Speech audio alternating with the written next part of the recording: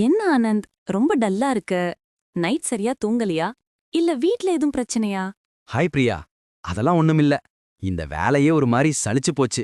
எல்லாம் ஒரே மாதிரி இருக்கு. ஏன் திடீர்னு இப்படி சொல்ற?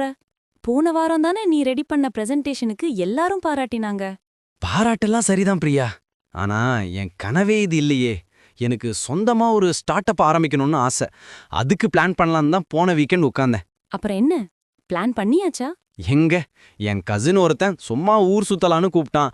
அப்புறம் பக்கத்து வீட்டு அங்கிள் அவரோட பேங்க் வேலைய கொஞ்சம் ஹெல்ப் கேட்டாரு. எல்லாருக்கும் சரி சரி சொல்லியே 2 நாளும் போயிடுச்சு. என் வேலை ஒன்னும் நடக்கல. ஆனந்த், இதுதான் உன் பிரச்சனை.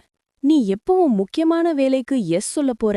நீ மத்தவங்களோட தேவையில்லாத விஷயத்துக்கு எஸ் சொல்ற ஒவ்வொரு தடவையும் உன் ஸ்டார்ட் அப் கனவுக்கு நோ சொல்றன்னு அர்த்தம். புரியுது பிரியா. ஆனா கேட்டா முடியாதுன்னு சொல்ல கஷ்டமா இருக்கு. தப்பா நினைச்சுப்பாங்கல்ல. தப்பா நினைச்சா நினைச்சுக்கட்டும். எல்லாரையும் ப்ளீஸ் பண்ண நினைச்சா நம்ம வாழ்க்கையில நாம தோத்து போயிடுவோம். உன் கோல் என்னன்னு உனக்கு தெளிவா தெரியணும். அத தவிர மத்த எல்லாத்துக்கும் நோ சொல்ல பழகிக்கோ. நீ சொல்றது கரெக்ட் தான். ஆனா எனக்கு இன்னொரு பயமும் இருக்கு.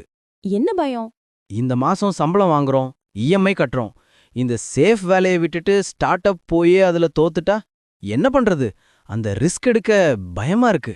நீ ஆரம்பிக்கிறதுக்கு முன்னாடியே தோல்விய பத்தி யோசிக்கிற. அந்த 4 மினிட் மைல் கதை உனக்கு தெரியுமா? இல்லையே.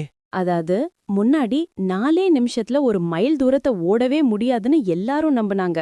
அது மனுஷனால சாத்தியமில்லன்னு. ஆனா 1954ல ராஜர் பேனிஸ்டர்னு ஒருத்தர் அத ஓடி காட்டினாரு. ஆச்சரியம் என்னன்னா, அவர் ஜெயிச்ச சில வாரங்கள்லயே மத்தவங்களும் அதை செய்ய ஆரம்பிச்சிட்டாங்க. அது எப்படி?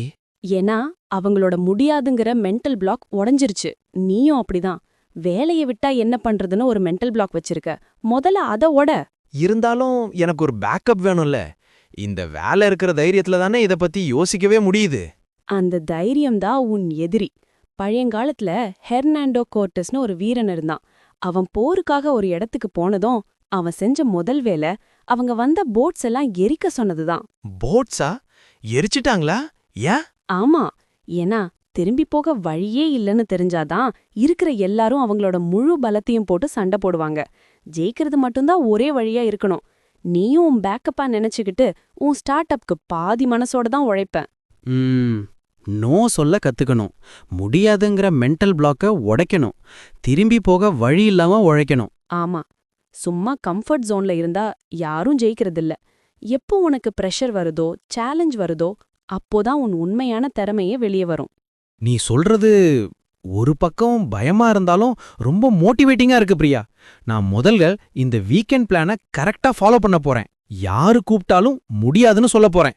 சூப்பர்! அதுதான் முதல் படி.